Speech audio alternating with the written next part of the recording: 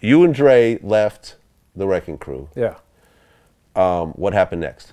Then we seemed like we just jumped off this ship and just jumped right into the bigger ship. You know, it just happened that fast. We just started doing shows for Boyz-n-the-Hood and stuff, and it just started to pick up little by little. Okay, so at what point did you guys meet Eazy? Right towards the end of N.W.A. Okay. Well, Dre already knew him from the neighborhood. I didn't know him. Maybe the last year of the Wrecking Crew or something, we started talking to him and coming around and stuff like that. So it just seemed like it all happened. It clicked. Yeah. So when you met Eazy originally, what was your impression? Who was this short guy? Because he wasn't a rapper. You know, he's just a short guy that made money on the streets. Right. That's what he was. You know, he had the nice clothes and the Guess and all the feelers and all that stuff. You know, when you had money back then, that's what you wore. Right. We didn't have it, of course. Right. He had it. Oh, yeah. At what point did that whole N.W.A, Boyz-n-the-Hood, you know, like the Posse and everything else like that start to come together? Well, it was right. We were still in the Wrecking Crew, but the song that got worked on, the Boyz-n-the-Hood, because, you know, originally it was for somebody else from New York and stuff. Boyz-n-the-Hood. Yeah, they didn't want to do it. Wait. So Boyz-n-the-Hood was for a New York rapper originally? Yeah. For a Newark group called HBO. HBO. Yep. And they thought they was just too whatever to do it. It wasn't their style. So HBO, who we've never heard of again. Yeah, never turned down the song that launched N.W.A. Yeah. But I think if they would have did it, it would have never did nothing. Yeah, it was a different vibe, obviously. Yeah. Okay, so who wrote that song? Cute. Ice Cube wrote the lyrics. Oh, yeah. And who did the beat? Dre made the beat because I wasn't, at that particular time, I had to go work. Because the record we wasn't making no money. So I said, I'm going to get me a job. I went and got me a job. Okay. So they ended up doing what were you doing? What was your job? Valet. You were a valet. A valet for 3 months. I had never done that. I remember. Pink shirt, pink bow tie. I'm just like, and beige pants. You know, beige pants. You know, you know what's so crazy about it? The hotel I worked at, I told myself, I'm going to come back here one day. Maybe a year, 2 years later, we had a meeting with at N.W.A. in that hotel. That same hotel. I was just like, wow. Did you valet your car? And I probably tipped them pretty good too. I remember. Okay, so Dre produced Boyz-n-the-Hood. Yeah. Oh yeah. And Ice Cube wrote the lyrics. Yeah. Why was Eazy rapping on it? He made them. You know, the guys, I guess, you know, they turned it down. So, you know, like, gotta do something with this. You know, the beat is there, the lyrics is here, so, and he wasn't a rapper, so, you know, that took a nightmare, 2 days to record, I'm quite sure, line by line. Yeah, you know. I heard Eazy was really offbeat. Oh no, he wasn't a rapper. He was not a natural rapper. That's all it was. So he had to be coached. Okay, but why? But he had the sound of his voice. The voice was definitely dope. I mean, but why didn't Ice Cube do the song himself? You know something? I don't know. Never asked. I guess it just never. It's not like Ice Cube's not a rapper. It's not like Ice Cube don't have the voice. Yeah, it just never came up. I don't know why. How could it never come up? This doesn't make any sense right now. Yeah. He wrote the song. Oh yeah. He is a rapper. Yeah. He went on to become a huge rapper. Yeah. He was big from the beginning, really. Didn't write that one. I don't know why he didn't rap that one. Hey, you know something? That's a good question. That's the first time anybody ever asked that question. And there is really no reason. I guess they was so hung up that the group was going to do the HBO group was going to do it, and they didn't do it, so just looked at him, I guess. It's amazing. Interesting. Okay. Yeah. Okay, so it took 2 days for Eazy to do it. Oh, yeah, probably a good day. What was Eazy's first reaction when you said, hey, we want you to rap on this song? Oh, it was just, he ain't a rapper. I don't rap, just like asking me. I don't rap. Yeah. So it just a why me? Well, whose idea was it to even put him on the song? It had to be Dre. So Dre heard his voice and said, this is gonna work. I don't know if he heard the voice. I don't know exactly why you pick him, but He never rapped before, so that was his first time rap. So it was meant to happen that way. That's all it was. Well, you know, and I'm sure once you heard the final product, it was like, oh, yeah. okay. Oh, yeah. You guys knew right away? Yeah. I mean, we didn't know it was going to go big, but we knew it was something different. It was different from what we was doing. And it was a sound, and just talking about the streets, and it was cussing. You know, we never made songs with cussing on it before, and it just all clicked. I mean, it's just like somebody building a motor, and they just all put the right parts together. Okay, so Boyz-n-the-Hood comes out, starts to circulate. I think like what K-Day started to play it, and, you know, stuff like that. What really was the tipping point though, from it being, you know, a hot local song to being, you know, like you're a lot of groups. That's what it was. It was because it was getting played. I guess they had a little certain time of the day they call in, and that was always number one every day. So that was the number one song every day. The people were saying they wanted always to hear it. Just number one. It just started catching.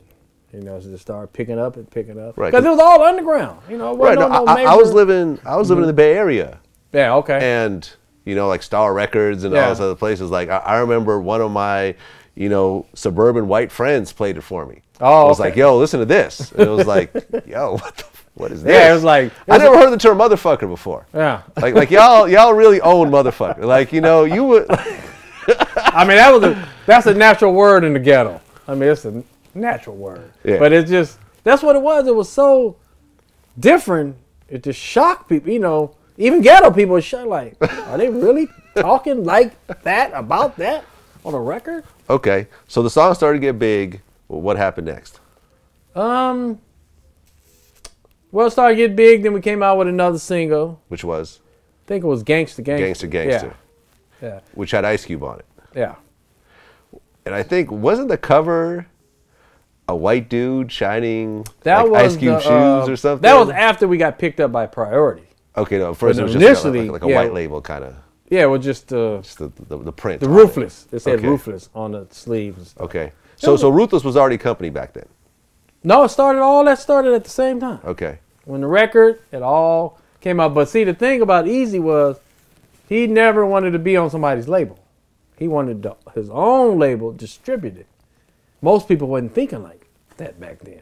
They just wanted to be on the label. Like when we got on Epic, we just wanted to be on Epic. Yeah. But see, having your own stuff, you got more control.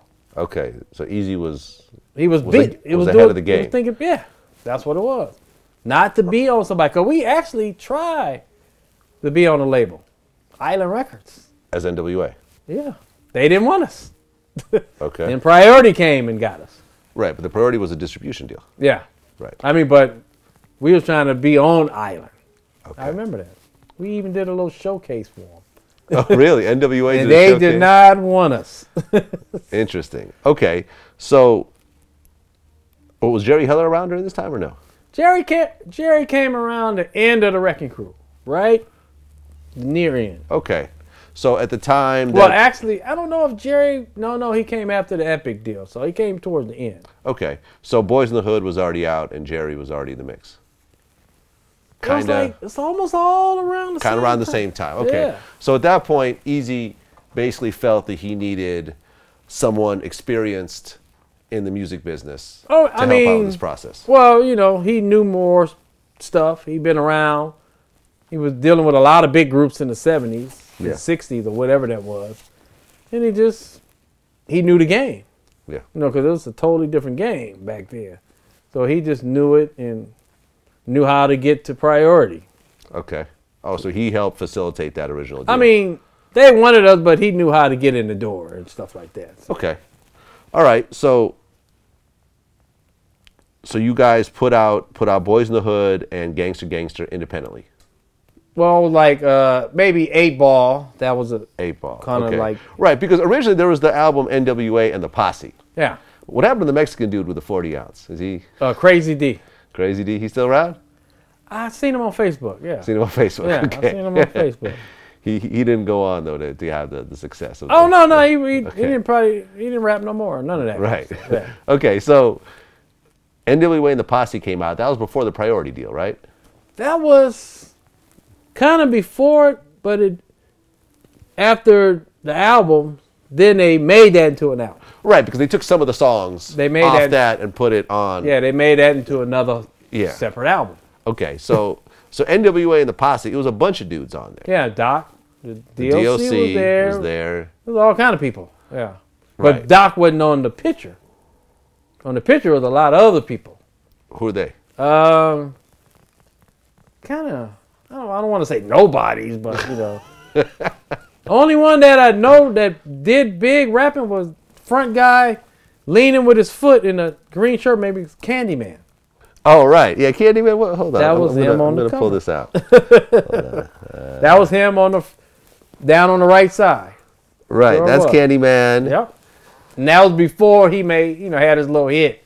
With a little one hit or whatever it was. Where are you on here? I wasn't there. I was sick that day. That's the only picture I've ever missed. I was sick that You missed, day. I mean, you couldn't come in on a sick day to do the cover of your, well, not your first album, but, yeah, it was just, your first big album, I guess? Yeah, it was just, weird. That was the only one I missed. It was like food poisoning or something. Okay. Something where you ain't going. But your name's on here? Yeah. Oh, yeah. That's what I'm saying. That was really put together after Priority deal. Right. Arabian Prince, Pappenstein? Rappenstein? Rappenstein, my bad. Yeah. It's kind of blurry here. Rappenstein ran the Feel a Fresh crew. Yeah. Because Rappenstein rapped on, I think, the B-side of 8 Ball. Okay. One of them, yeah. Dr. Rock, Doc T, Fresh K. Ice Cube is like damn near at the bottom of this list. He's almost last. And then Rendezvous. Yep. Interesting. Eazy's first, Dr. Dre second. Yeah. Huh. Okay. So this album came out, and I remember it had some of the same. I think like Gangster's on there, 8 Ball's on there. Yeah, they ended up putting some of the singles on. Okay. Okay. But I remember things were sort of buzzing on an underground level, but then when Straight Outta Compton, the album came out, but that was still underground. We didn't get no radio play, no video, none of that. It was still underground. But the name came above the ground. Okay. It sure did. But we wasn't on no, even though we made a radio version album of that, so it can get in Kmart and stuff like that. Right. But we had no video play. I always complain about Yo MTV Raps. But they didn't play it. They banned us. They played they started playing later. Express Yourself. But the first one, that's what blew us up, is when they banned Straight Outta Compton video. I remember we spent $100,000 on that video.